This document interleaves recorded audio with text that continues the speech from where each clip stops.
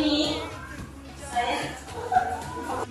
hari ini saya akan mendefinisi pemahaman dan pengalaman penerapan budaya positif. Di sini akan saya beritahu tentang budaya positif di sekolah. Nah, budaya positif di sekolah ini, di sini saya akan menerangkan tentang budaya positif. Budaya positif di sekolah ialah nilai-nilai keyakinan atau kebiasaan sekolah yang berpihak pada murid agar murid dapat berkembang menjadi pribadi yang kritis, penuh hormat dan bertanggung jawab dalam mewujudkan budaya positif di guru mereka peranan sentral. Jadi guru itu merupakan sentral utama dalam membentuk kebudayaan. Apa sih manfaat kebudayaan itu? Bisa kita tahu ini manfaatnya ada beberapa. Itu suasana positif sangat mendukung suasana pembelajaran yang kondusif, serta guru dan siswa merasakan suasana pembelajaran yang nyaman, merasakan pembelajaran itu bukan suatu beban melainkan suatu kebutuhan, menggerakkan moral yang positif dalam diri siswa yang berkarakter. Di sini Ki Hajar Dewantara yaitu Bapak Pendidikan memberikan bahwa tujuan untuk menuntut segala kodrat yang ada pada anak agar mereka mencapai keselamatan dan kebahagiaan yang setinggi-tingginya baik sebagai manusia maupun sebagai anggota masyarakat. Ki Hajar Dewantara menegaskan bahwa dalam pendidikan hendaknya sesuai dengan kodrat alam dan kodrat zaman, sehingga pendidikan tidak bersifat statis melainkan dinamis. Oke, di sini menurut Ki Hajar Dewantara, tujuan pendidikan adalah penguasaan diri dengan memanusiakan manusia. Humanisasi, penguasaan diri merupakan langkah yang dituju untuk tercapainya pendidikan yang memanusiakan manusia. Ketika peserta didik mampu menguasai dirinya, maka mereka akan mampu menghubungkan sikapnya dengan pendidikan akan tumbuh sikap yang mandiri dan dewasa. Beliau juga menyebutkan bahwa tujuan diselenggarakannya pendidikan adalah membantu peserta didik menjadi manusia yang merdeka, menjadi manusia yang merdeka dan tidak hidup tergelincir, berdiri tegak dengan kekuatan sendiri dan cara mengatur hidupnya dengan tertib. Dengan kata lain, pendidikan menjadi seorang tidak diatur tetapi tidak dapat disetir.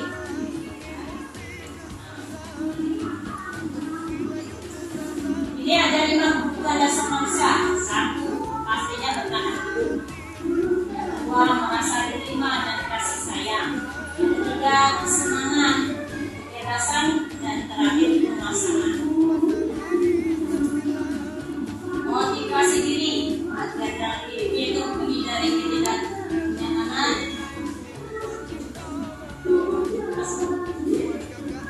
Cara menerapkan kesadaran tentang budaya ancaman, hukuman, atau memberikan nilai-nilai kebaikan sesuai profil pelajar Pancasila.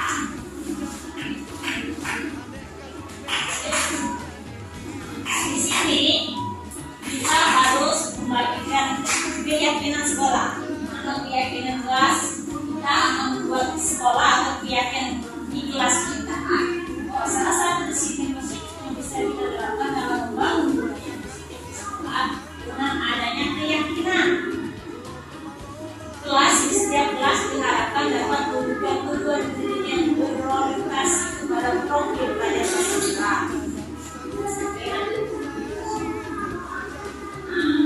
Keyakinan sekolah. Mengapa keyakinan sekolah? Mengapa tidak peraturan kelas?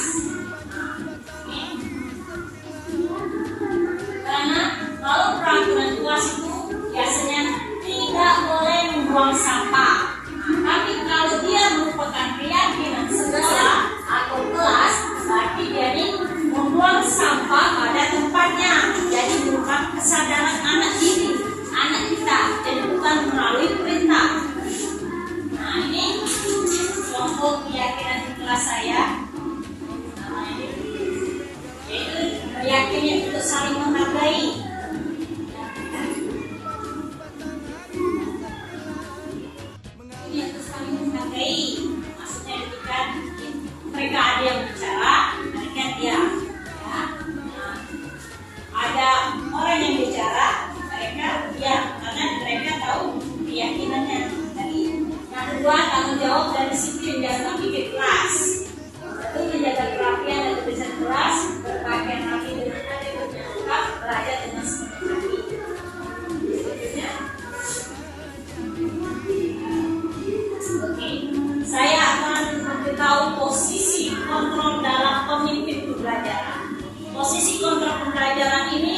5. Satu, sebagai pelindung. 2, membuat bersalah. 3, menjadi teman.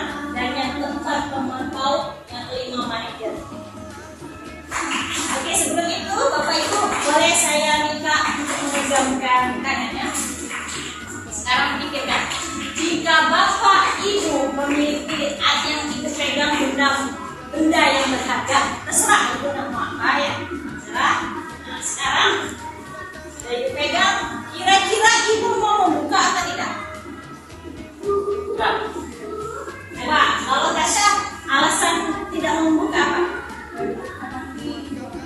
Nah, oke. Yang dipegang apa ya? Iya, berlian. Saya akan buka. Coba cara Ibu Elin. Saya akan buka. Mengapa alasannya?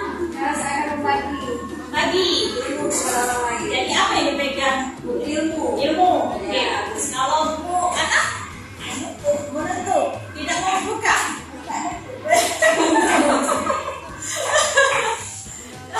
Jadi alasan apa? Itu apa yang Ibu anak pegang? Sebuah keyakinan. Oke. Jadi sudah, terima kasih saya jadikan. Nah, inti dari saya katakan bahwa Ibu Tasa mau menutup, Ibu Elin membuka, dan juga Ibu anak menutupkan, ya. Intinya kontrol itu ada pada diri kita. Walaupun dipaksa, walaupun perintah, walaupun dengan kesadaran diri, yang mengontrol itu hanya diri kita, ya. Begitu juga anak murid. Kita sebagai pemimpin, tadi deh di sini kira-kira, nah, satu penghukum. Penghukum ini pertama, posisi kontrol penghukum. Seorang penghukum bisa menggunakan hukum fisik maupun verbal. Orang-orang yang menjalankan posisi penghukum senantiasa mengatakan bahwa sekolah menggunakan sistem atau alat yang dapat digunakan oleh murid lebih dalam tadi. Contoh, dia berkata, patuhi aturan saya, atau awas ya. Itu penghukum. Tadi kita lihat Ibu Bapak di posisi mana, ya. Ya. Ciri khas penghukum adalah nada suaranya tinggi, bahasa tubuh mata berotot, ya, dan jari menunjukkan menghati. Itu saya. Awas kamu ya. Itu saya. Jangan ya kamu ya. Tidak boleh ini ya. Nah, itu tanda pemimpin pembelajaran seorang penghukum. Berikutnya yang kedua yaitu ya saya membuat merasa bersalah. Biasanya juga itu. Bersalahnya di sini biasanya guru atau orang akan bersuara lebih lembut, membuat rasa bersalah atau menggunakan keningan yang membuat orang lain merasa tidak nyaman, bersalah atau rendah diri. Kata-kata yang keluar dengan lembut akan seperti Bapak semakin kecewa, nak. Sekali mengapa dong melakukan? Nah, ciri-ciri khas membuat merasa bersalahnya adalah nada suaranya mengeras, halus, sedih, bahasa tubuh merapat pada anak musuh. Aduh, kenapa? Jadi anak merasa bersalah. Nah, kira-kira Bapak termasuk tidak sih? Oke, yang berikutnya termasuk juga. Yang berikutnya yaitu posisi kontrol. Nah, guru pada posisi ini tidak akan menyakiti murid, namun tetap berupaya mengontrol murid melalui pendekatan atau persuasi. Posisi teman pada guru bisa berdampak negatif atau berdampak positif. Dampak positif di sini berupa hubungan baik yang terjadi antara guru dan murid.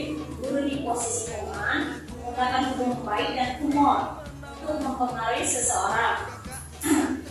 Mereka akan berkata, ayolah demi ibu lakukanlah. Ayo nak, tolong nak. Saya juga ibu.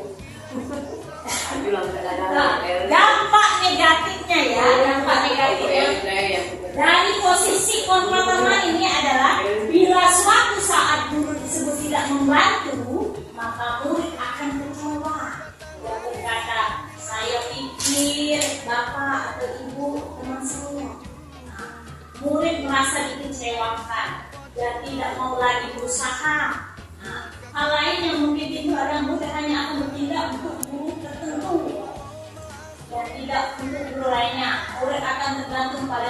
tersebut. Nah, dia akan tergantung pada satu guru. Ada guru kita kan banyak. Dia tergantung sih kok. Kalau dia ada suatu masalah, tiba-tiba guru seperti desa menolong, dia merasa kecewa. Dia ini pada posisi kontrol. Nah, yang berikutnya adalah posisi pemantau. Posisi pemantau ini adalah memantau berarti mengawasi, ya. Nah, pada saat kita mengawasi ini, kita bertanggung jawab atas perilaku orang-orang yang kita awasi. Pada posisi pemantau berdasarkan pada peraturan-peraturan yang konsekuensi dengan menggunakan sanksi atau konsekuensi. Kita dapat misalkan hubungan berbaik kita dengan murid sebagai seorang yang dalam posisi pemantau. Nah, di sini kalau Bapak Ibu posisinya pemantau, ada jarak antara kita. Misalkan masalah, jadi orang itu tahunya itu yang kurang negatif. Sebelum itu, terakhir posisi. Nah, ini itu posisi manajer, ya. Nah, manajer ini adalah posisi kontrol terakhir. Ada manajer itu posisi mana guru berbuat suatu bersama dengan murid, mempersilahkan murid dengan pertanggungjawaban perilakunya, mendukung murid agar dapat menemukan solusi atas permasalahannya sendiri. Seorang manajer telah memiliki keterampilan di posisi teman maupun memantau, dan dengan demikian bisa jadi waktu tertentu kembali pada kedua posisi tersebut.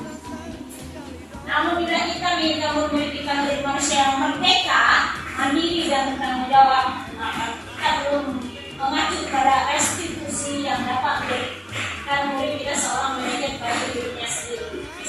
Nah, kira-kira 5 pemimpin pembelajaran motor ini Bapak Ibu pasti tahu di mana posisinya. Jadi kira-kira di mana posisi itu? Saya juga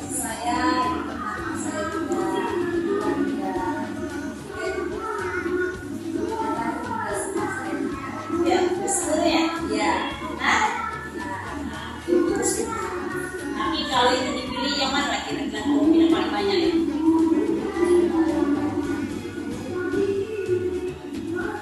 Pilih mana? Iya. Nama saya itu lebih dominan itu. Ya. Bu, kita hati-hati. Jadi sama saya yang kelima. Sesuai dengan kondisi. Yang kelima.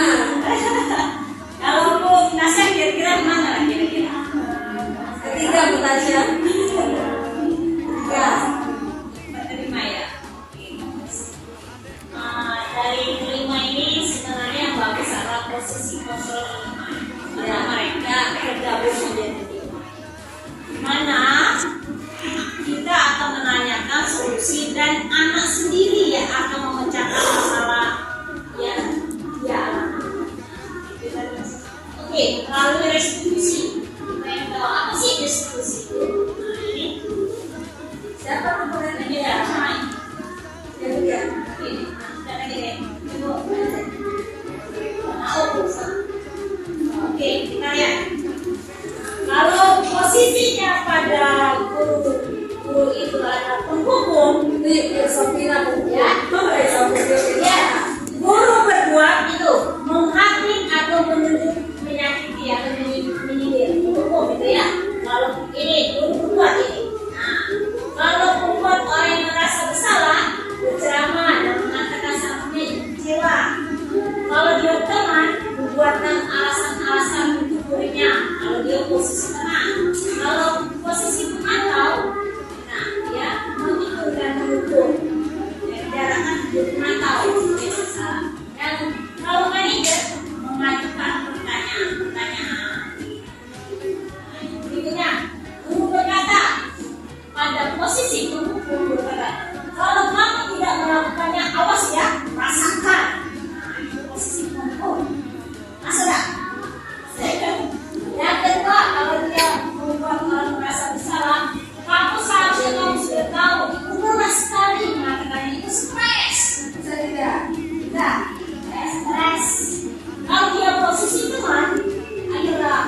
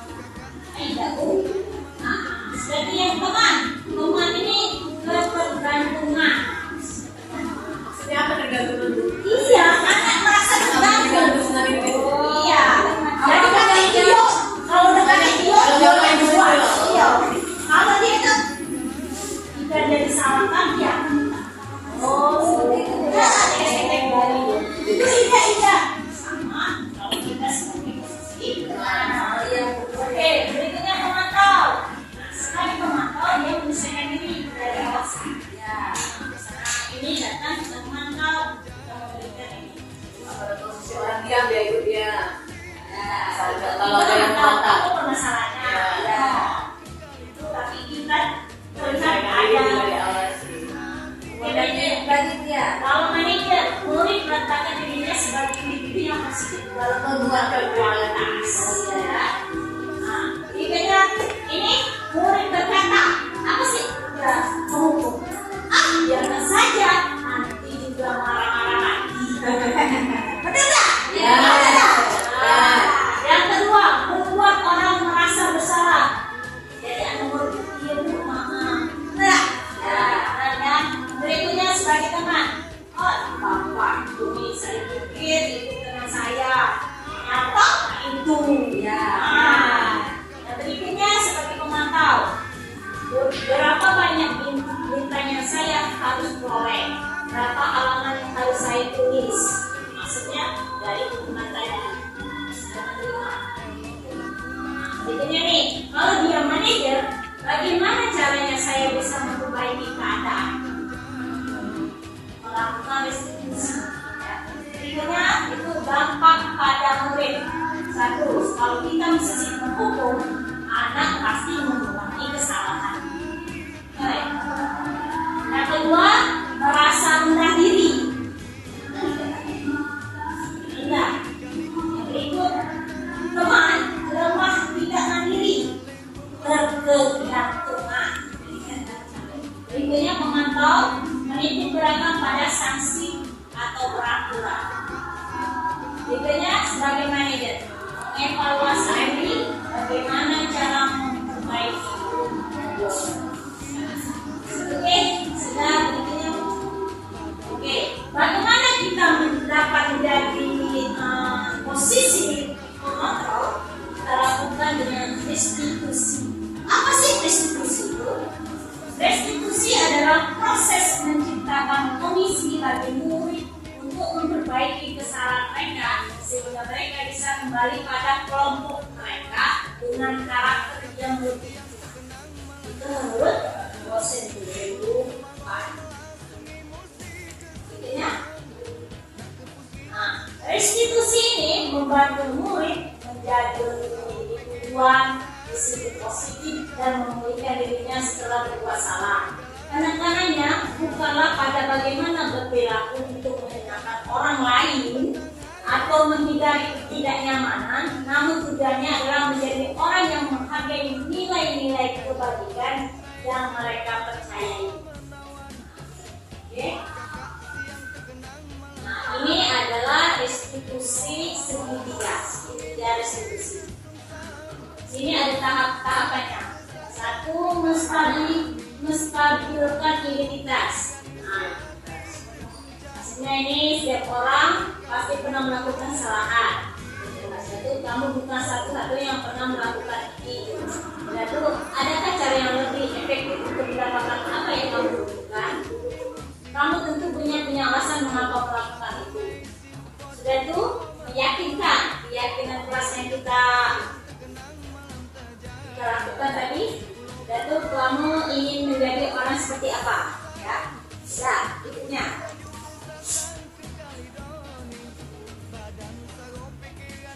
Nah, nih. Bentuk konsekuensi yang diberikan bukan gagasan pelanggar. Bentuk restitusi gagasan dari pelanggar. Dua pernyataan dua ini yang menyatakan perbedaan. Perbedaan utama antara konsekuensi dan restitusi. Kalau konsekuensi memberikan pilihan-pilihan jalan keluar kepada pelanggar, pemberian konsekuensi hendaknya relevan dengan tindakan pelanggaran yang dibuat. Restitusi memberikan pilihan-pilihan alternatif yang bisa dipilih pelanggar agar dapat menyelesaikan masalah. Restitusi memberikan suatu kesempatan bagi pelanggar atau siswa untuk menghindari suatu hukuman karena berbaik hati kepada pelanggar. Konsekuensi senantiasa memberikan pelajaran kepada para pelanggar dengan membuktinya agar mengikuti perintah kita.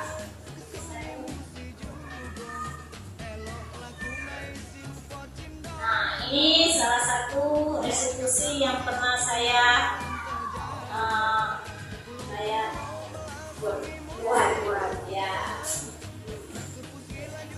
video. Nah, ini pada pembelajaran kosmetik ini terjadi perkelahian. Saya melakukan restitusi, ya.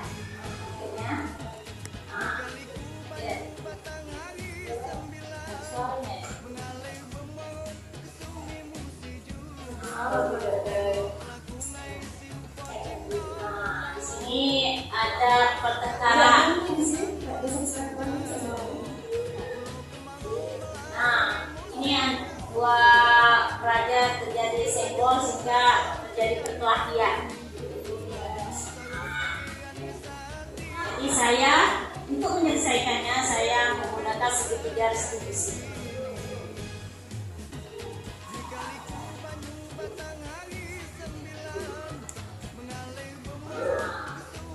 Saya bertanya dulu, saya sebutkan dulu, saya hanya berbicara tempat yang resmi. Nah ini saya menstabilkan identitas satu suaranya ya. Nah ini saya menanyakan mengapa apa yang terjadi pada saat itu. Saya menstabilkan.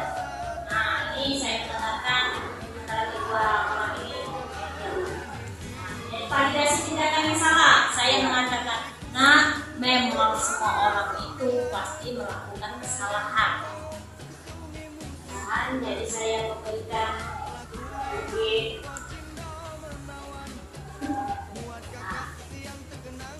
Nah ini jadi ketika kejadian botolnya pecah, sehingga saya menanya sebelum itu saya menanya keyakinan. Apa sih keyakinan pertama yang kita buat tadi? Tidak ada keributan atau pelecehan. Akhirnya mereka kembalikan dan kembali belajar.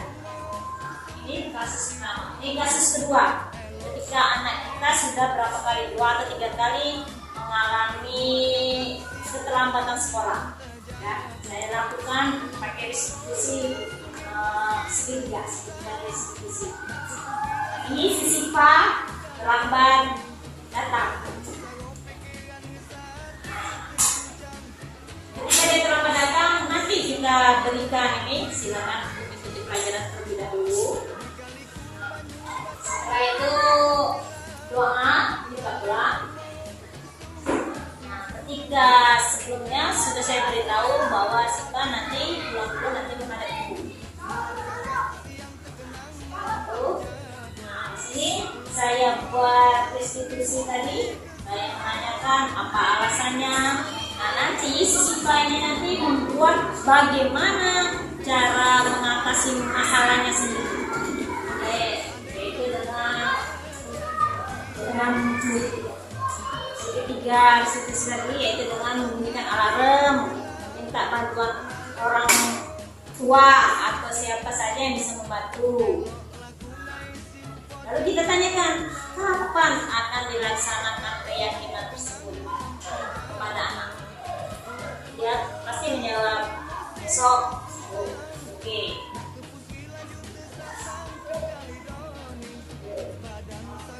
Suaranya halo.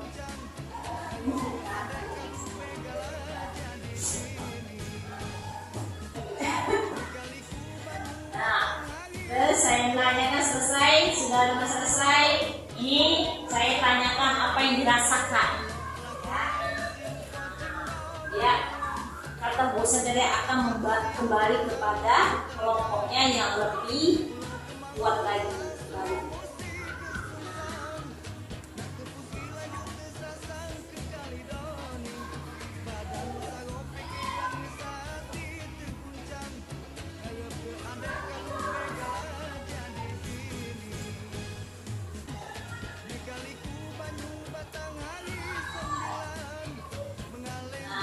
Terima kasih. Saja kira-kira materi yang saya dapatkan selama menjadi calon guru pembelajaran di modul 1. Dan saya ucapkan terima kasih kepada Bapak Ibu dapat mengikuti pembelajaran. Saya tutup dengan wassalamualaikum warahmatullahi wabarakatuh. Buat kesepakatan kelas, coba siapa? Ayo Gintang. Bila ada tamu atau guru tidak boleh tidur. Oke, siapa lagi? Apa? Coba Seno. Tidak boleh meninggalkan tiket kelas. Oke, yang lain? Ya, apa Kevin? Tidak boleh datang terlambat. Oke, bagus. Nah, yang lain? Tidak boleh mengundi di sini. Oke, bagus. Nah, sip, yang lain? Aku lagi. Tidak boleh. Apa lagi? Apa lagi? Oke, bagus. Gelombang pemuda di sini musik. Jangan lalu sip. beli